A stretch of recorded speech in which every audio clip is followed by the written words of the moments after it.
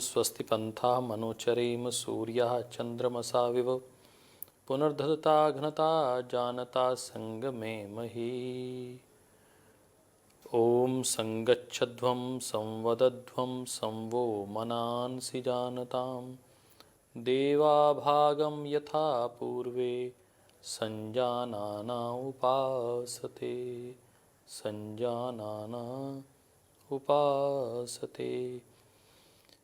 देवियों और सज्जन पुरुषों, मैं आज आपके साथ जिस विषय को लेकर बात करने वाला हूँ उसमें एक बड़ा महत्वपूर्ण विषय ये है कि हमारे जो पूर्वजों का विज्ञान था, जो ज्ञान था, जो स्वाभिमान था, उसको लेकर हम आगे कैसे बढ़ सकते हैं। एक आधुनिक भारत का निर्माण परंतु एक सनातन भारत की नींव के ऊपर हो, इस सोच के साथ परम श्रद्धेय स्वामी जी महाराज आगे बढ़ रहे हैं।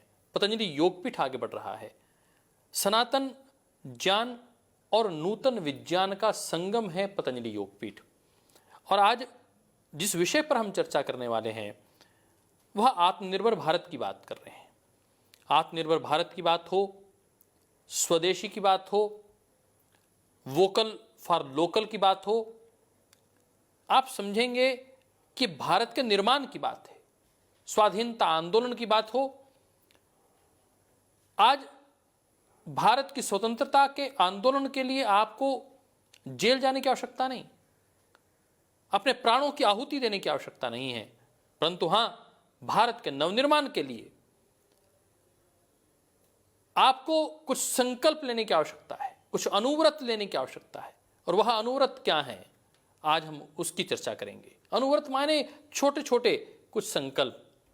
बात आती है जब परम श्रद्धेय स्वामी जी महाराज की, तो मैं देखता हूं 90% लोग बहुत सकारात्मक भाव रखते हैं, परंतु 10% लोग तो भगवान राम के भी खिलाफ थे। जब राम राज्य था, जहां राम होते हैं वहां रावण तो होते ही हैं, जहां योगेश्वर कृष्ण होते हैं वहां कंस तो होते ही हैं, ये तो हम मानते ही हैं। परंतु मैं उनकी सोच और थॉट प्रोसेस की चर्चा आज आपके सामने करता हूं कि श्रद्धेय स्वामी जी महाराज जो मानवता की सेवा का कार्य कर रहे हैं, परोपकार का काम कर रहे हैं, लोग उन्हें व्यापारी कहते हैं। पतंजलि योगपीठ को व्यापार की संस्था के रूप में देखते हैं। मैं उनसे कहना चाहता हूं, श्रद्धाचार्य श्री को कहते हैं कि सबसे बड़े व्यापारी, सबसे बड़े धनाढ्य व्यक्ति के रूप में। अरे जो व्यक्ति आज भी धरती पर सोते हों, 2 कपड़े जिनका ओढ़ना हो, बिछोना हो, आप उनको कैसे ये कह सकते हैं व्यापारी हैं। वह तो अपने हाथों से अर्न करके और राष्ट्र के निर्माण में उसको खर्च कर रहे हैं। उनसे बड़ा धनाढ्य व्यक्ति, दानी, भामाशाह नहीं कोई हो सकता। व्यापारी नहीं, श्रद्धेय स्वामी जी महाराज, श्रद्धेय आचार्य श्री पतंजलि योगपीठ उपकारियों की संस्था है। व्यापारी नहीं, उपकारी हैं श्रद्धेय स्वामी जी महाराज। ये बात मैं इस दृष्टिकोण से कहना चाहता हूं और इसको आप अभी मानेंगे। लोग आपके सामने प्रश्न खड़े करते होंगे, कई बार आपको भी उन प्रश्नों से 2-2 हाथ करने होते होंगे। मैं कहना चाहता हूं, यदि व्यापारी की बात आती है तो आप खादी का प्रचार करने वाले महात्मा गांधी के विषय में क्या कहना चाहते हैं। यदि वो स्वतंत्रता आंदोलन के पुरोधा थे तो आज भारतीय नवनिर्माण में, भारत के स्वाधीनता आंदोलन के साथ साथ भारत के स्वाभिमान के आंदोलन में, भारत के स्वावलंबन के आंदोलन में यदि कोई पुरोधा है तो परम श्रद्धेय स्वामी जी महाराज हैं, राष्ट्र ऋषि मोदी जी हैं। मुझे अच्छे से याद है, इसी प्रांगण में हमने माननीय नरेंद्र भाई मोदी जी को राष्ट्र ऋषि की उपाधि से अलंकृत किया था। और मैं इस नाते उनको आज नमन करना चाहता हूं कि इस दौर में उन्होंने वोकल फॉर लोकल का नारा दिया है, आत्मनिर्भर भारत का नारा दिया और भारत सरकार ने दिया है। एक बात जब एक वजीर कह रहा है और एक फकीर भी वही बात कह रहा है, मायने दोनों की संभावनाएं, दोनों की सोच राष्ट्र के निर्माण की सोच है। स्वदेशी का आंदोलन जब बात की जाती थी कि हमें स्वदेशी वस्तुएं ही खरीदनी चाहिए, तो लोग कहते थे कि आप तो पतंजलि योगपीठ के आगे बढ़ने की बात कर रहे हैं। अरे भैया, हम तो यूं कह रहे हैं कि भारत की बनी हुई वस्तुओं का प्रयोग करें। सारी वस्तुएं भारत की क्या पतंजलि योगपीठ बना रहा है? चंद वस्तुओं का आप गिनती पर कर सकते हैं। बहुत बड़े क्षेत्र हैं जिनके विषय में आज चर्चा करूंगा। कृषि, स्वास्थ्य, रक्षा, शिक्षा, ऊर्जा, उद्योग, ये 5 ऐसे बिंदु हैं ये ऐसे 5 क्षेत्र हैं जिसमें भारत को अभी आत्मनिर्भर होने की आवश्यकता है। हम कितना कर पा रहे हैं? आज के दिन में भी यदि हम भोजन की बात कर लें, खाद्य अन्न पदार्थ की बात कर लें, मैं आपसे पूछना चाहता हूं, आप सामने हैं आपके, मलेशिया से आज भी हम पाम ऑयल परचेज करते हैं और मलेशिया के मुंह मांगे दामों पर हमें वो देना होता है। आज भी ऑयल के रेट हम कंट्रोल नहीं कर सकते, हर रोज ऑयल के रेट बदलते हैं। कितनी बड़ी मार्केट होने के बावजूद हम कितने डिपेंडेंट हैं विदेश के ऊपर। आज हम अपने खाने का तेल, मूंगफली का तेल, पाम ऑयल, सरसों का तेल, इसके ऊपर भी आत्मनिर्भर नहीं है। दालें तक हम विदेश से लेकर आते हैं, मसालों में भी बहुत से मसाले हम विदेश से लेकर आते हैं, ड्राई फ्रूट में हम विदेश से ड्राई फ्रूट लेकर आते हैं, फलों को हम विदेश से लेकर आते हैं। कहां है हमारी आत्मनिर्भरता साहब? कितना हम काम कर रहे हैं? पतंजलि योगपीठ अपनी ओर से प्रयास कर रही है, परंतु हम कितना कर पा रहे हैं? 5 पैसे, 10 पैसे, 90 पैसे का बाजार पड़ा है। आइए ना, संभालिए। आमंत्रण है परम श्रद्धेय स्वामी जी महाराज, श्रद्धेय आचार्य श्री पतंजलि योगपीठ की ओर से। आइए। आज आर्मी का दुनिया भर के सौदे हो रहे हैं, हम राफेल ले रहे हैं, फ्रांस से ले रहे हैं, अच्छी बात है। भारत की रक्षा और सुरक्षा के लिए हमें समझौता नहीं करना चाहिए। हम देखते हैं राफेल को लेते हुए मुझे पीड़ा होती है कि हम भारत में नहीं बना पाए। आज मिग 21 लेते हैं, हजारों हमारे सारे भारत के वायु सैनिक इस बात को लेकर सदैव चिंतित रहते हैं कि भारत में वायु सैनिक जो हैं, यदि वो मिग में फ्लाई करते हैं, मिग 29 की बात कर रहा हूं, तो उसमें जाने वाले हमारे कितने ही दसियों पायलट उसमें हताहत हो चुके हैं। हम भारत में क्यों नहीं बना पाते लड़ाकू विमान? बहुत बड़ा क्षेत्र है। मोबाइल फोन की बात हो, लैपटॉप्स की बात हो, कंप्यूटर की बात हो, सॉफ्टवेयर की बात हो, भारत कहां है साहब? इतना बड़ा क्षेत्र पेंडिंग पड़ा है। आज चाहूं और से युवाओं को आगे आने की आवश्यकता है, स्वदेशी रोजगार खड़े करने की आवश्यकता है। आज आवश्यकता है रोजगार लेने की नहीं, रोजगार देने वाले कितने लोग हैं यह तय करने की आवश्यकता है। आत्मनिर्भर भारत तब बनेगा जब हम रोजगार देने वालों में शामिल होंगे। भारत में टैलेंट की कमी नहीं है साहब। भारत का ब्रेन ड्रेन हो रहा है, विदेश में चल जाता है अच्छा बच्चा, उसकी पहली पसंद होती है कि मुझे बहुत अच्छा आता है, परंतु मेरी योग्यता का सम्मान यहां नहीं हो पाएगा। यहां राजनीति, यहां की गवर्नेंस मार जाती है। एक व्यक्ति को एक एफिडेविट साइन करवाना हो, एक लर्निंग लाइसेंस बनवाना हो, कितने धक्के खाने पड़ते थे। आज मुझे अच्छा लगा कि टेक्नोलॉजी ने हमारी गवर्नेंस में प्रवेश किया है। आप घर बैठे हुए किसी सर्टिफिकेट के लिए अप्लाई कर लेते हैं, परंतु आज भी मुझे अच्छे से पता है, पिछले दिनों एक यूनिवर्सिटी में मुझे जाने का अवसर मिला कि यूनिवर्सिटी का मुझे एक सर्टिफिकेट प्राप्त करना था, परंतु वो सर्टिफिकेट लेने के लिए मुझे जाना पड़ा। प्रोविजनल सर्टिफिकेट के लिए 4 बार जाना पड़ा, नाम परिवर्तन करने के लिए, डेट में परिवर्तन करने के लिए 4 बार जाना पड़ा।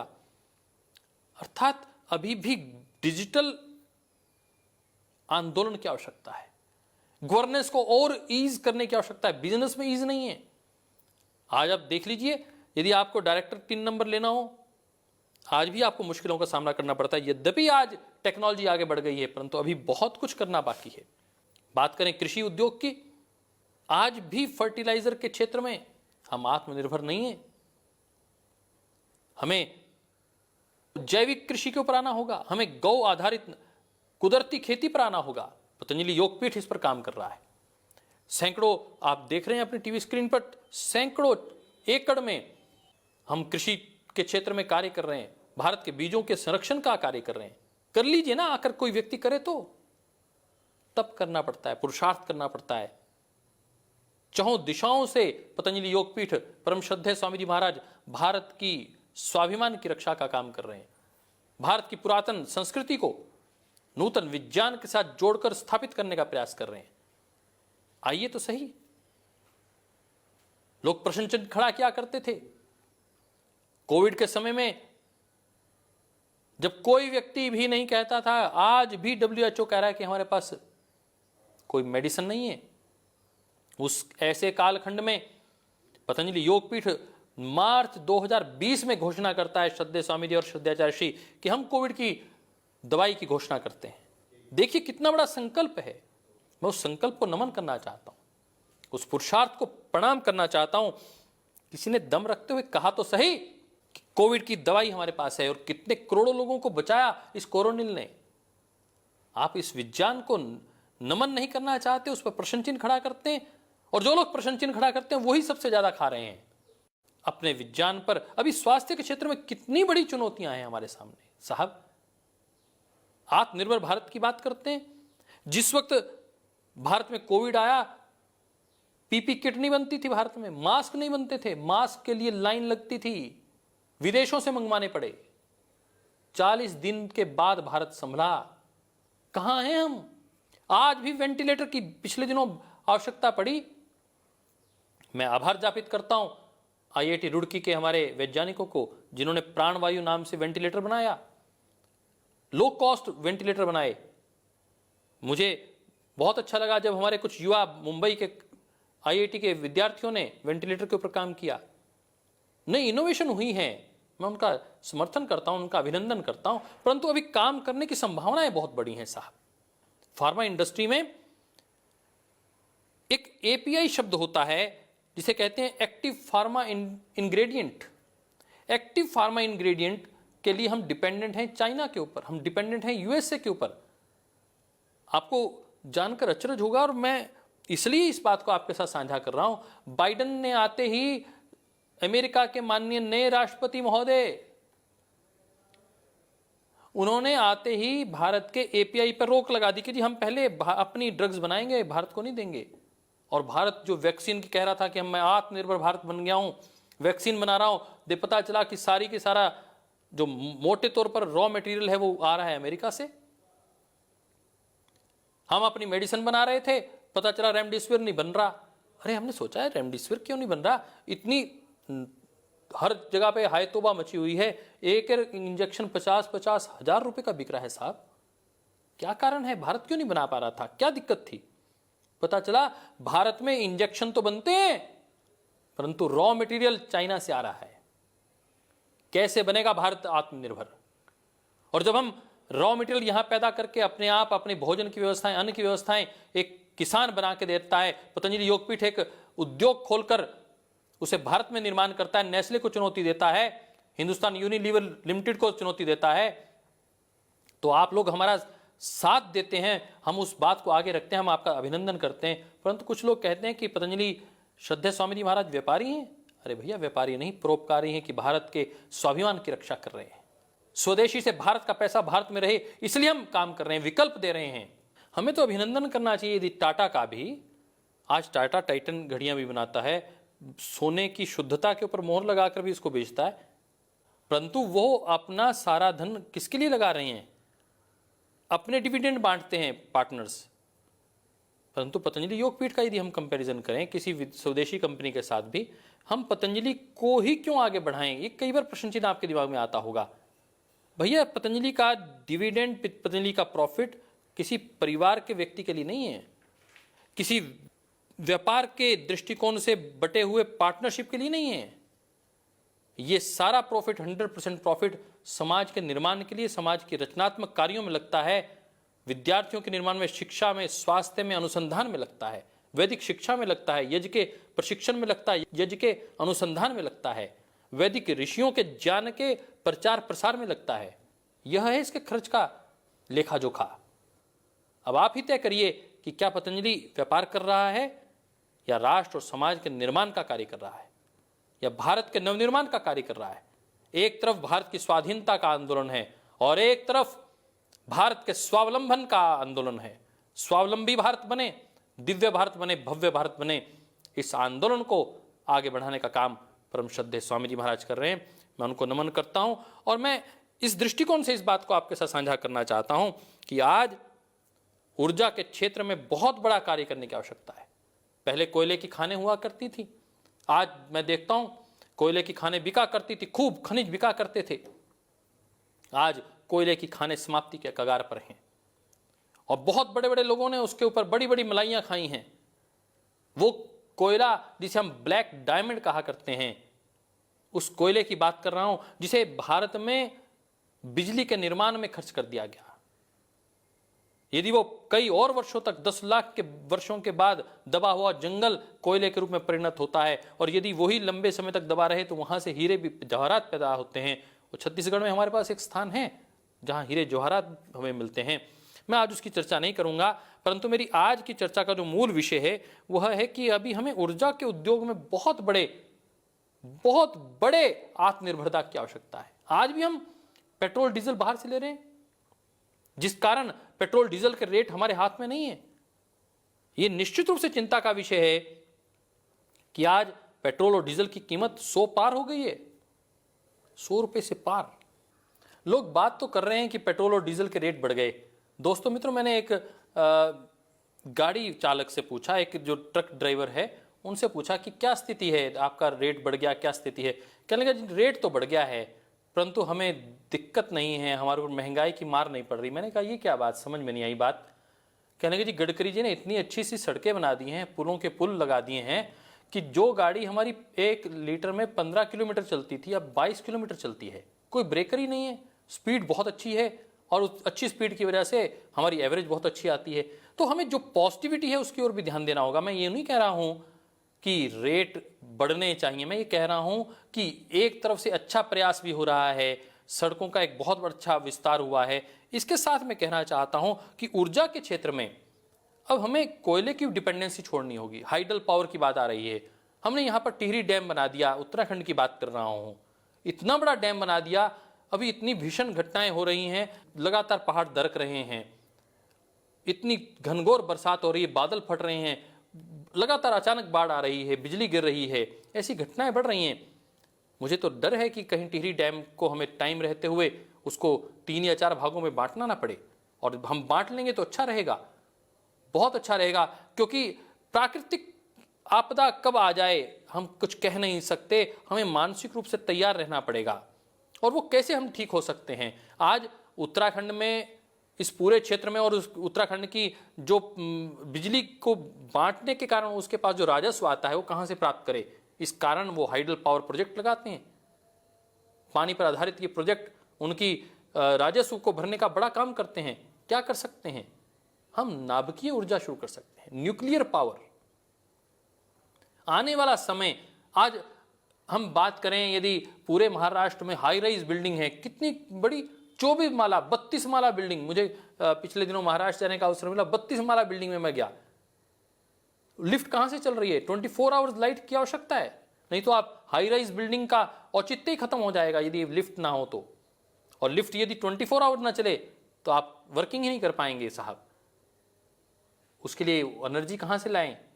कोयले से नहीं मिल रही, कोयला समाप्त हो रहा है, पानी से प्राप्त नहीं हो पा रही, तो क्या करें? न्यूक्लियर एनर्जी पर जाना पड़ेगा। और मैं माननीय गडकरी जी का अभिनंदन करना चाहता हूं, उन्होंने ऊर्जा का विकल्प दिया है और electrical car, electrical motor vehicles लाने की बात की है, मैं उनका अभिनंदन करना चाहता हूं। आने वाले समय ये भारत को आत्मनिर्भर बनाने के रास्ते हैं। मुझे अच्छा लगा कि इस पूरे के पूरे कोविड काल में भारत ने जहां अपने स्वास्थ्य क्षेत्र में आत्मनिर्भरता को बढ़ाया है, वहां युवाओं में क्या, मैंने बहुत धनाढ्य लोगों में एक नया क्रेज देखा है, वो है साइकिल चलाने का क्रेज। मैंने इतनी गाड़ियां देखी हैं जिन्होंने पीछे कुछ विशेष इंस्ट्रूमेंट लगाया है, जहां वो गाड़ी में साइकिल को टांग कर लेकर जाते हैं और दूर जाकर ओपन प्लेस पर जाकर वहां पर गाड़ी खड़ी करते हैं और वहां पर साइकिलिंग करके वापस आते हैं। एक अच्छा ट्रेंड शुरू हुआ है, मैं उसका अभिनंदन करना चाहता हूं। परंतु आने वाला समय अभी सौर ऊर्जा का समय है। सोलर एनर्जी भारत की पावर सेक्टर की बहुत बड़ी ताकत हो सकती है।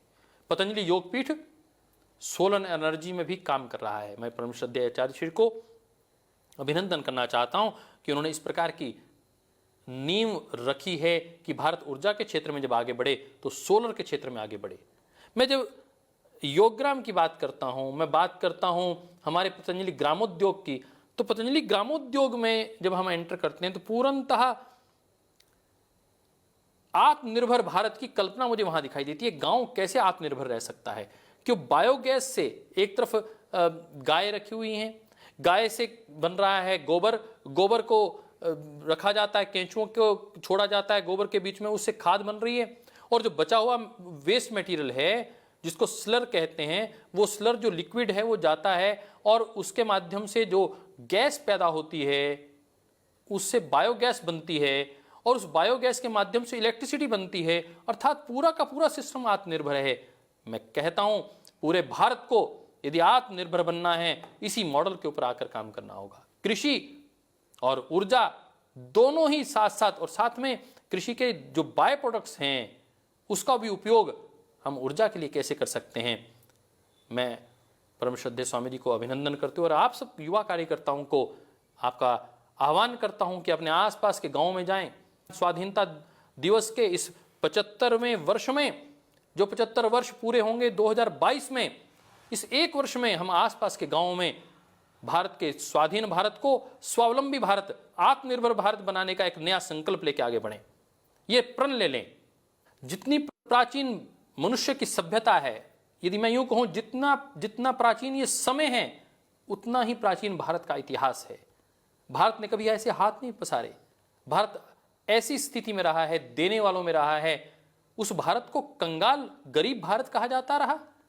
कितनी बड़ी असहनीय टिप्पणियां हमने सही हैं। और मैं कई बार देखता हूं आज भी भारत में गरीबी कमी नहीं है, गरीब भी बहुत हो रहे हैं।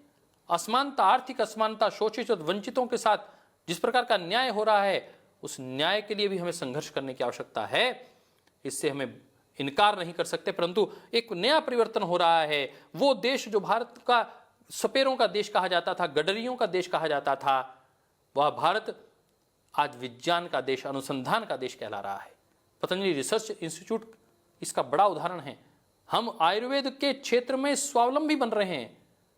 वो आयुर्वेद जो भारत की कल्पना है, जो ऋषियों की संस्कृति है, वो औषधियां, वो वनस्पति विज्ञान जो भारत का था, आज चाइना उसके ऊपर कब्जा करके बैठा है साहब। सबसे ज्यादा आज भी अरबों रुपए कमा रहा है चीन हर्बल मेडिसिन से, और भारत उसमें मौन रहे। तो पतंजलि योगपीठ वो कार्य कर रही है जहां पर रोजगार का निर्माण हो रहा है, स्वावलंबन का निर्माण हो रहा है। हजारों लाखों युवाओं को रोजगार पतंजलि योगपीठ से मिल रहे हैं। यह पतंजलि का मॉडल यदि देश के लोग चाहें, देश का नेतृत्व चाहे, तो हर जगह अपनाया जा सकता है और स्वावलंबी भारत बनाया जा सकता है और युवाओं को रोजगार से जोड़ा जा सकता है। क्या करने की आवश्यकता है? शिक्षा को बदलने की आवश्यकता है। मेकाले की शिक्षा पद्धति को तोड़ने की आवश्यकता है। गुरुकुल शिक्षा पद्धति, इसे जीवंत करने की आवश्यकता है। संस्कृत, गीता, रामायण, महाभारत, इसको पढ़कर हमारे ऋषियों की संस्कृति को पुनः जीवंत करने की आवश्यकता है। परम श्रद्धेय स्वामी जी महाराज ने करके दिखा दिया कि गुरुकुल का एक ब्रह्मचारी किस प्रकार अपने पौरुष से, अपने पुरुषार्थ से भारत का गौरव गान कर रहा है, भारत का निर्माण कर रहा है। आजादी मंजिल नहीं है, ये तो रहा है, अभी तो शुरुआत है। हमने बहुत आगे बढ़ना है। और भारत के शिल्पी, जब भारत के शिल्पियों की बात आएगी, भारत के नवनिर्माण के शिल्पियों की बात आएगी, तो सर्वप्रथम यदि किसी संस्था का नाम आएगा, किसी व्यक्तित्व का नाम आएगा, उसमें भी यदि शिखर में यदि कोई व्यक्ति खड़ा होगा, तो परम श्रद्धेय स्वामी रामदेव जी महाराज होंगे, श्रद्धेय आचार्य श्री होंगे। भारत के इन शिल्पियों की गाथा गाने का यह अवसर है। इन 75 साल स्वाधीनता भारत के जब लिखे जाएंगे, तो उसमें सबसे ऊंची चोटी पर परम श्रद्धेय स्वामी जी महाराज दिखाई देंगे। आइए भारत का नवनिर्माण करें। इस स्वाधीन भारत के साथ एक स्वावलंबी भारत को खड़ा करने के लिए हम भी अपना कदम आगे बढ़ाएं। मैं कह रहा था, कृषि, स्वास्थ्य, रक्षा, शिक्षा और ऊर्जा के उद्योग ऐसे क्षेत्र हैं जहां पर बहुत अनुसंधान की आवश्यकता है और बहुत रोजगार की संभावनाएं हैं। हमें उस पर काम करना चाहिए। भारत का विज्ञान की और भारत के ब्रेन का गौरवगान किया जाए तो केवल मात्र एक संदेश के रूप में, एक संकेत के रूप में, एक उदाहरण के रूप में, एक तिथि की ओर मैं आपका ध्यान इंगित कर रहा हूं, और वह है 15 फरवरी 2017 की तिथि। इसरो ने 104 उपग्रह एक ही दिन में इस ब्रह्मांड के अंतरिक्ष में स्थापित कर दिए। Successful launching of 104 satellites in a single day. ये छोटा नहीं, ये इतिहास का बहुत बड़ा कदम है जिसे भारत ने आगे बढ़ाया है। एक ही छलांग में, पहली ही ट्राई में भारत मंगलयान के माध्यम से मंगल पर पहुंच गया। ये छोटी बात नहीं है। हम अपने वैज्ञानिकों को और भारत के ब्रेन को सलाम करते हैं। और मैं भारत के युवाओं का आह्वान करना चाहता हूँ, आइए हम मिलकर एक आत्मनिर्भर भारत बनाएं। परंतु उसके लिए हम सबको वोकल फॉर लोकल होना होगा। भारत की बनी हुई वस्तुओं का हमें समर्थन ही नहीं, उन्हें सम्मान देना होगा और उसके विषय में बोलना होगा। सोशल मीडिया के माध्यम से जहां पर भी हम खड़े हों स्वदेशी की बात करें और इस आंदोलन को आगे बढ़ाएं। आत्मनिर्भर बनने के लिए हमें इकोनॉमी बढ़ानी होगी, इंफ्रास्ट्रक्चर मॉडर्नाइज करना होगा और इंफ्रास्ट्रक्चर ये सरकार बहुत अच्छे से आगे बढ़ा रही है। गवर्नेंस में टेक्नोलॉजी को बढ़ाना होगा। डेमोग्राफी हमारी बहुत बड़ी ताकत है आत्मनिर्भर भारत बनने के लिए, क्योंकि 65% युवा 30 वर्ष से कम आयु के युवा हैं और डिमांड बनाकर रखनी होगी। केवल मात्र आज नीड और सप्लाई का ये जमाना है। जैसी जैसी डिमांड और नीड बनती है वैसी वैसी सप्लाई होती है। तो हमारी नीड बहुत बड़ी है, क्योंकि बहुत बड़ा यह राष्ट्र है, पूरा विश्व इसमें अपने सामान को यहाँ भेजना चाहता है, बेचना चाहता है। हम पूरे विश्व में भारत का सामान पहुंचा पाएं, हमें ऐसा करना है। भारत में ये छोटे छोटे जो हमारे हथकरघा, जो सूत काटने वाले लोग हैं, ये चरखा पड़ा है, उन हाथों को हमें रोजगार देना है। पूरी मार्केट, पूरा विदेश उनको खरीदने के लिए तैयार है। उन्हें हमें स्वर देने का आवश्यकता है। मुझे लगता है आने वाला समय भारत का समय है। जैसे पहले भारत ने कॉटन बनाकर, रेशम बनाकर भारत को विश्व विजयी बनाया था, भारत को परम वैभवशाली बनाया था, कुछ ऐसा ही अवसर आज हाथों से हमारे उद्योग को खड़ा करने का है, भारत के रोजगार को बढ़ाने का है।